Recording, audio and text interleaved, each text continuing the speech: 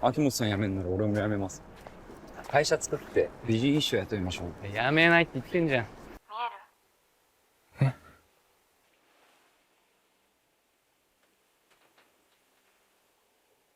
国際交流基金主催 JFF プラスインディペンデントシネマご覧の皆様、こんにちは。本日は配信作品夜を走るから、佐藤大監督、そして主演の足立智光さんに、お越しいただきました。お二人にお話を伺っていきたいと思います。どうぞよろしくお願いいたします。よろしくお願いします。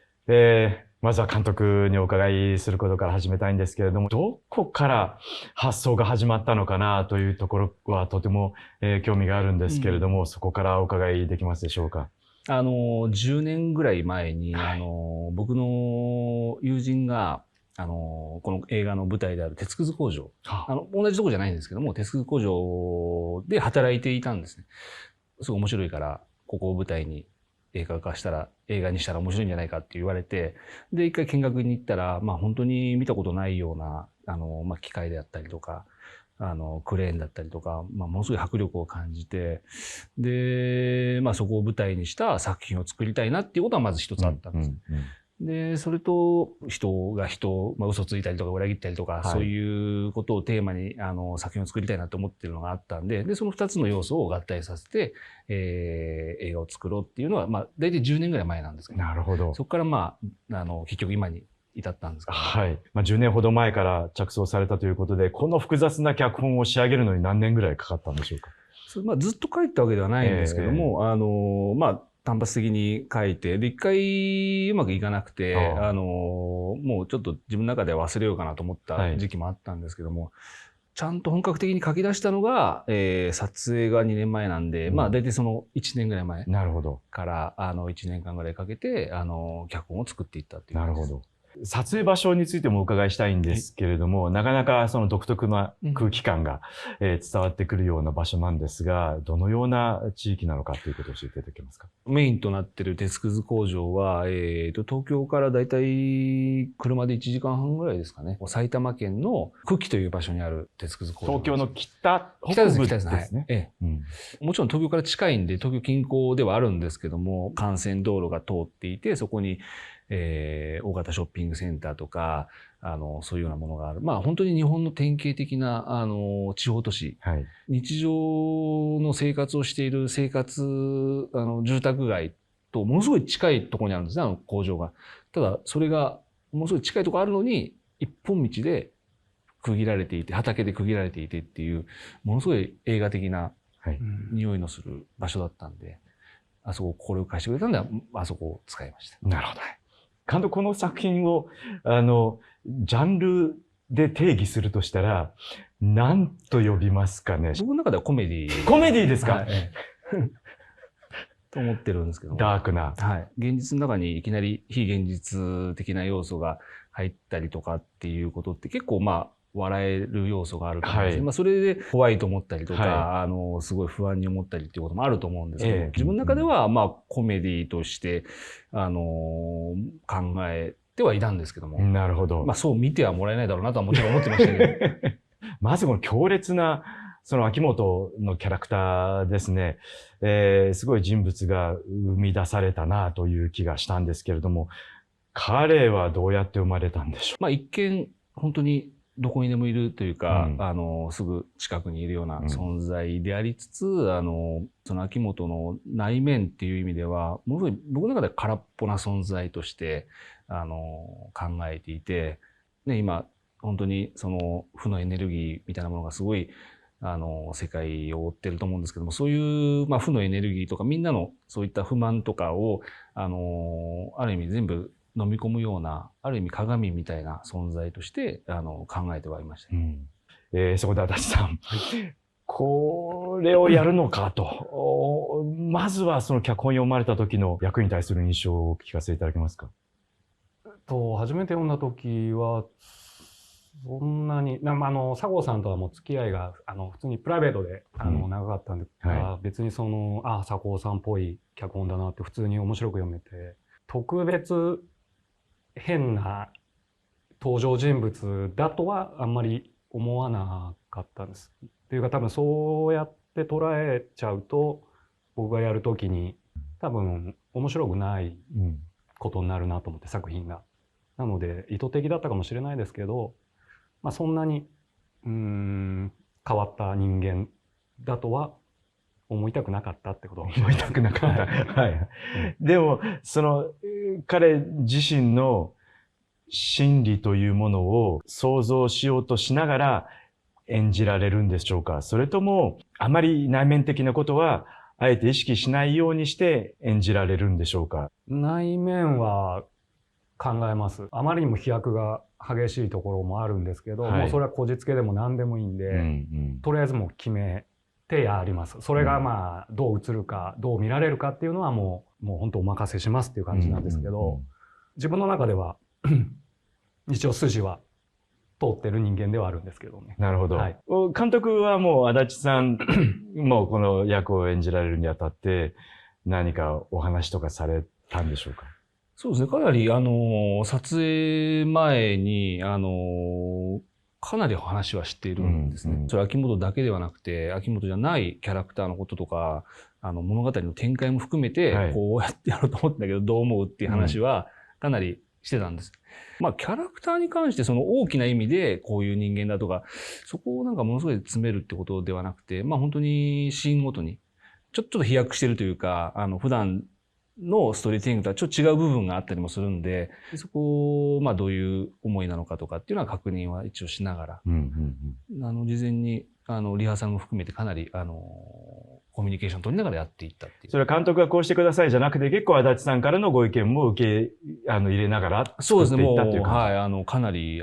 見取り入れて、本当ですか？取り入れられましたっけ？取り入れました。本当ですか？割と佐合さんがこう思うんだけどって、ああ、いいと思いますって。そうですね。結構前のことなんで、ちょっと忘れてることもあるんですけど。秋元が闇を象徴しているとしたら、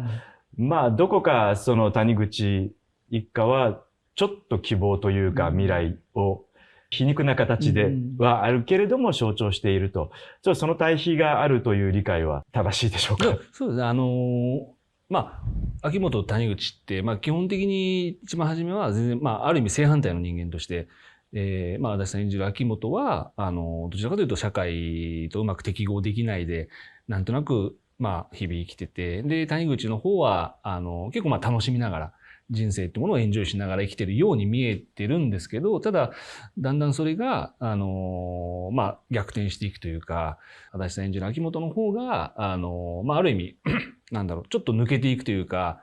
今の現実世界からちょっと離れていって、どんどんそれが解放されていくっていうふうになっていって、で、谷口の方は、まあ、今までうまくいってたつもりだったのが、もう本当に現実にしがみつこうとすることによって、どんどん、まあ、がんじがらめになっていって、まあでも彼にとって、まあこれからも今までもおそらく変わらない人生を送っていく、まあ変わらない人生を送っていくかどうかわからないですけども、まあそれがある意味、まあ本当の、もしかするとものすごいやっぱ辛いことかもしれないし、何かそういう基本的にその二人を対比させながら描こうっていう思いはありました。はい。途中の印象的な転換点が、その秋元が自分の姿を見る、ちょっとまあドッペルゲンガー的な、姿を見てついていくと、まだ後半の展開になっていくと。つながり方について何かしら解釈のヒントをいただいてもいいでしょうか？普通ではあんまりないようなことが起きるんですけども、それが秋元の夢というよりも、まあ、ある意味同じ現実、一つの現実だけじゃなくて、現実ってやっぱいっぱいあって、で、もしかするとこうだったかもしれない、こうだったかもしれないっていう、まあ、その可能性っていうよりも、ある意味現実っていう層が、まあ何重にもあって、いろんなフェーズがあって、言ってみればマルチバース的な、いろんな性を秋元が、体験するっていうような形で考えているんで、あれは現実の一つですと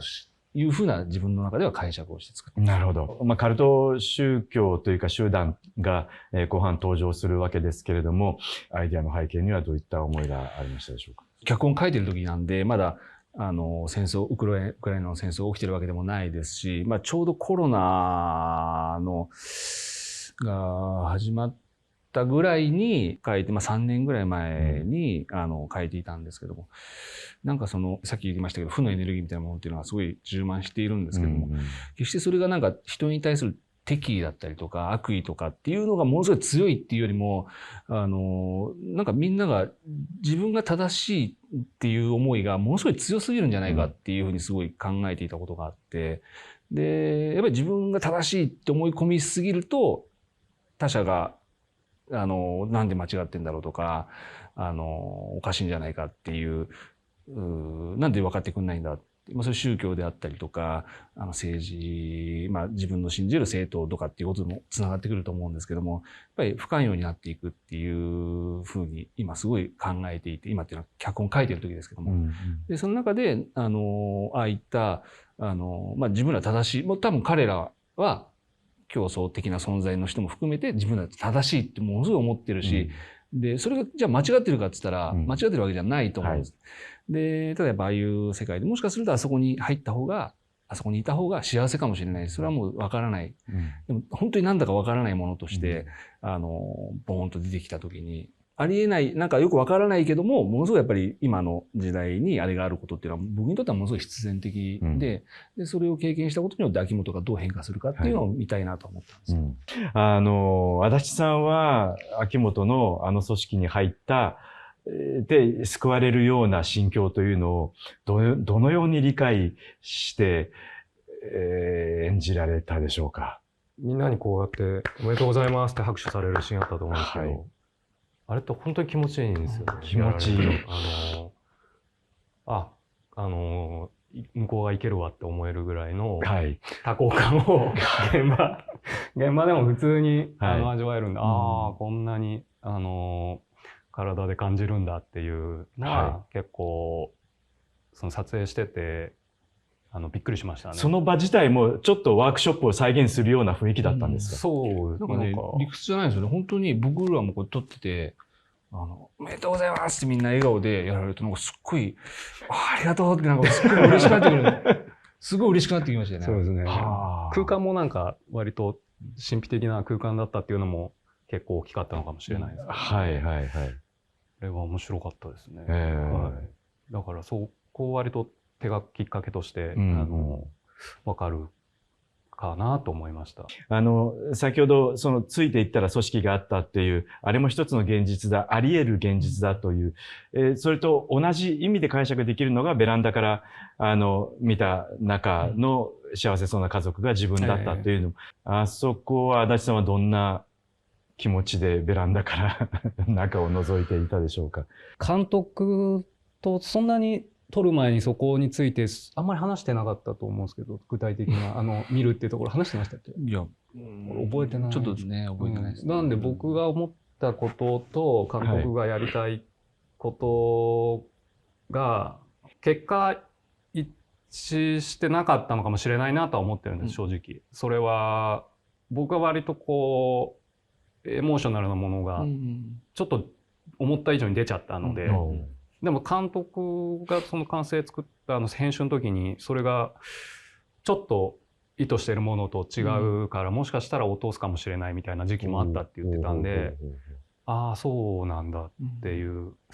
もしくは現場でなんで言ってくれなかったんだろうとも思ったんですけど監督、今の足立さんのお言葉に。そうですね、僕の中でものすごいこう見られると嫌だなっていうのが、秋元というキャラクターが、すごい本当、この人って家族を欲しかったんだっていうふうに思われたくないなと思ったんですね。で、決してそういうつもりでは全然なく、いろんな現実があるうちの一つとしてしか考えてなかったんですけども、ものすごいやっぱりそのエモーショナルな目をしてるんですね。で、これを使うことによってそう見えてしまうんじゃないかっていう危惧はものすごい感じたんですけども、ただそれ以上に、もしそうなったとしてもいいぐらい足立さんのその表情がものすごいいいと思ったんで、これはもしそう思われてもいいからこれを使おうと思って、最終的には今あるバージョンになってるっていう。結構あそこは本当に、他のところも結構悩むところってあるんですけども、撮影した後に編集段階でものすごい悩んだうちの一つですね。幸せになりたかったのか、これ以上悪くはなってほしくなかったのかっていうギリギリのところにいるのかなと、いうお話ありましたけれども、やっぱり監督の中でも秋元のキャラクターっていうのはちょっとその境界線で少し揺れてるような人間だったんですかね。そうですね。だから、ものすごい分かりやすい感情っていうのを、に流れたくはないなっていうのはすごいあって、で、別に難しくしようっていうつもりは全然ないんですけども、何かこういう風な感情だからこういうことしたんだよねとか、こういう話になるんだよねっていうことはちょっとやっぱり、違うとは思っていたんですね。もっとわけのわからないものってものすごいやっぱり日常生活を生きてても、なんで自分こうしたんだろうとか、なんであの人ってこうした方がいいのにこうしたんだろうってものすごいそんなことだらけだと思うんで、それをやっぱりそのまま映像化したいっていう思いがあるんで、ただとはいえ一方ではやっぱりそういうエモーショナルな盛り上がりの部分とかってものすごい重要だとは思うんで、まあ、そこはあんまり話してなかったかもしれないですけども、結構いろんなところで話しながら作っていったと思ってますけど、だよね。はい、そうです。本当に。なかなか難しい役だったのかなというふうには想像するわけですけれども、足立さん演じていて、あそこは難しかったなとか、苦労したっていうようなシーンがもしありましたら教えていただけますか？大げさな言い方かもしれないんですけど、これだけの役をやれるのは多分、死ぬまでにもうないんじゃないかって思うぐらいの、そういう意味では特殊な人間だったので、これはもう必死にやるしかないなっていうのはもちろんあったんです。で、僕が持ってるものをさらけ出すぐらいなことをしないと全うできないなと思ってたんで、特にここがっていうのはちょっと今すぐ出てこないんですけど、まあ、でもあえて言えば動くっていうか踊るみたいなちょっと変な動きする教祖の前でいきなり寝転んでから踊るところ。そうです。あそこをどう作るかっていうのは、どういうものにしようかっていう意味では、とても不安と、まあ楽しみでもあり不安でもありっていう現場でしたね、あれは。あそこは何回か撮られたんですか？あそこ2回戦ぐらい。2回ですね。監督はあそこはもう足立さんに任せた感じですか？そうですね。まあ、ちゃんとした振り付けの方がいらっしゃって、で、一応こんなイメージでっていうのは伝えたんですけども、本番までどんな踊りをするか一切見せてくれなかった。まあ、一切見せてくれなかったのはちょっと大げさですけど、ほとんど見せてくれなかったんで、いや、これ大丈夫かなと思って、楽しみだったし、ものすごい不安というか、足立さんの緊張も伝わってくるし、言ってしまえば全く映画になくても成立するシーンではあるんで、ただあるとないとでは映画にとってものすごい大きく変わるんで、まあ最悪切っちゃうと思って思いながら、ただまあ本当に実際撮影の時に、まあ撮り方も含めて、カメラマン渡辺さんとも、まあどう撮るのが一番いいのかってものすごいやっぱ話しましたし、そこは大変でしたね。一つ象徴的なシーンがまあ最初と最後にあって、洗車場のシーンで印象的なセリフが、自分は動いてない、周りが勝手に動いてるんだっていう言葉が言われるわけですけれども、まあ人生観というか、何かしらのメッセージがあそこにあったような気がするんですけれども、ちょっと監督からメッセージがありましたらちょっと教えていただけますか？実際、まあもちろん変わってはいると思うんですね。自分は変わってない、周りが変わってるだけだって言ってるけど、実際はまあ自分自身も変わってるっていうのが一つあるとは思うんですけども、ただ、例えば秋元も、まあ変わってなくても、周りがあいつはこうだっていう人がいれば、他の人はこうだ。でも本当に見方によって、本当に人間って一面的じゃなくて、すごい多面的だと思うし、それは他の人との関わり方によっても変わっていくことだから、何かそれをセリフで、まあちょっとあえて頭とお尻同じシーンを出して何かそれを象徴させたいなっていうふうに思っていたんですけど。で、車もあれ洗っても別にあれが何か綺麗にはもちろんなりますけども、もちろん車自体が変わるわけでもないし、洗車場のああいうオートマチックの洗車機って本当に自分が動いているように見えるんですけど、実際はでも動いてないっていうので表現したいなっていうふうには思ったんですけども。今日は本当にたくさん興味深いお話をお聞かせいただきましてありがとうございました。ありがとうございました。